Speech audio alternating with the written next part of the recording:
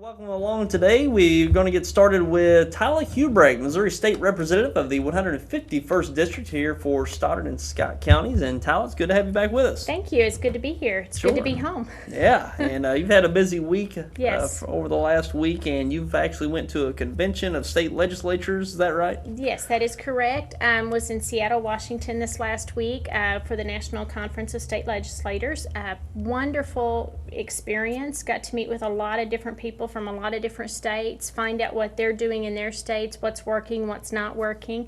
So it was very, very helpful, a very good use of time. Good deal. And you finished up your first session in the legislature, so Yes. certainly a learning experience and kind of transitioning that into the upcoming session, which won't get underway until January. But Exactly. So were you more informed once you went into this convention? I was because going into this convention, I was able to have had that experience of this past legislative session, what we did, what we accomplished, what we didn't accomplish, and listen to the subject matters that were presented and really think about, okay, what were the good things that they were mentioning and what were the bad things. There was several, there was one particular thing that I really liked. It had been something that I had, thought about, and we had been discussing it amongst ourselves, but I didn't really have a name for it, and there was actually a session on it, so got a lot of great information from that. Wow.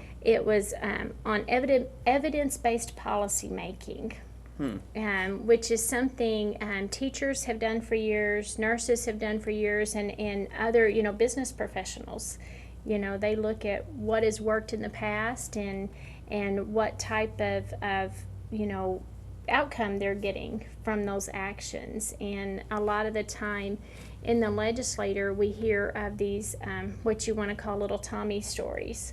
How this particular program worked so great for little Tommy, and if you would just fund it, it'll save all these other little Tommies. But when you start looking at the return on investment that the state is putting into those programs, a lot of the time it's not the return on investment that we need for the state dollars. So Interesting. yes, because when you look at our budget, we have a $26 billion budget in Missouri, with half of that coming from the federal. And 33% of our budget goes to social services, 22% goes to elementary and secondary education, 12% to health care, and 8% to transportation. That's 75% of our budget. So that's a lot of money when you're talking about $26 billion. So my question is how can we use evidence-based policy making to make better decisions on policy to make that $26 billion work better for Missouri and help more Missourians? That is something that I think is very important. We have senior citizen centers that are having to close down due to funding, and that's negatively impacting our seniors. We have, of course, issues in schools where schools are struggling and they're still not at the 100% funding for the foundation formula. And people are just feeling pressured from the federal and state governments on taxes. And so how can we use the money that we're getting without raising taxes and better serve Missouri? That is the question. And the meeting was really great at giving some viewpoints on that. Sure. So- And this is a national conference, I assume? Yes. So yes. you're meeting and conferring with legislatures from around the country. Yes. It'd be very different in different aspects of the country. Yes. So how was that, kind of talking about their situations and their Yeah. respective And that was states? very interesting because there are several social programs that different states have went ahead and done that Missouri has been considering, and we were able to hear of, oh, don't do that, we did that and we did it this way and now we're in a mess, or hey, we did this really great and this is what we've got, this was the awesome outcome. So it was really great to share stories of policy that was helping their state members and policy that didn't turn out, sounded great on paper, but when it put into practice, didn't turn out so well. So that was really nice to be able to hear those stories, to share those experiences. One thing that through the the evidence-based policy making that we discussed, and we discussed that at length. It was talking about how to do oversight and accountability once we did implement a program, or even the ones that are already implemented. How can we go in there and do oversight and accountability better to make sure that every tax dollar that is being sent to that particular department or that particular program is actually being used to the highest benefit? Because we don't want to raise taxes. That is not a popular subject, and I know I don't want my taxes to increase either. But they had some great tools that we could use for looking at these programs, looking at the departments, and ways that we can work with the departments and not be enemies, because we don't want to work against each other. The departments, we want to work with them, but we do want to work to the highest level of efficiency and make sure that the tax dollars are being used the way Missouri expects those tax dollars to be used. So I'm looking forward to this next session, putting into some of this accountability and oversight suggestions that they gave to us, some questions for asking state departments, such as one of the questions that they had suggested that we ask was, what are the operational requirements of this particular program, and how are our current resources meeting those operation needs. Speaker Richardson has appointed me to a task force on state government accountability.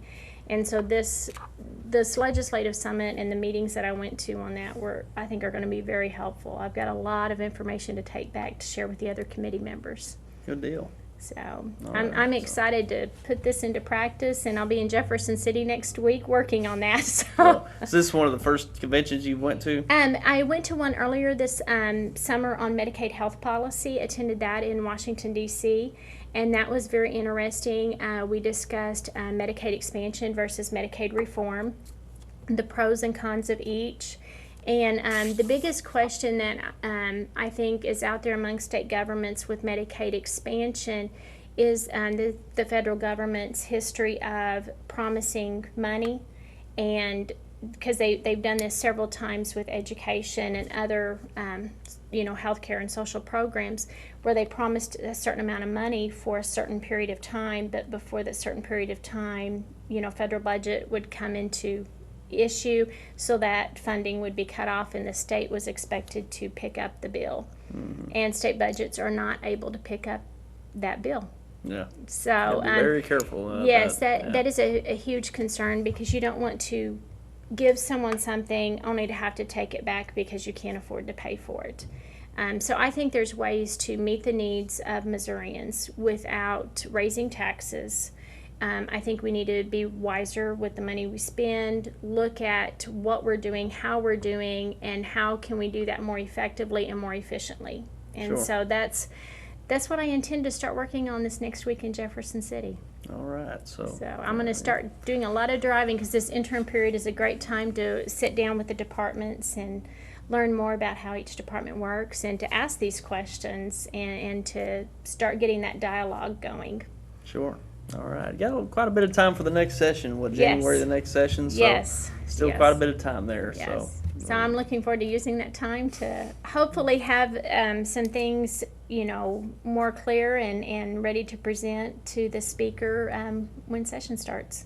Okay. So that is what our committee has been tasked with, is to go through the departments and report back to the speaker's office in January. So we've got our work cut out for us.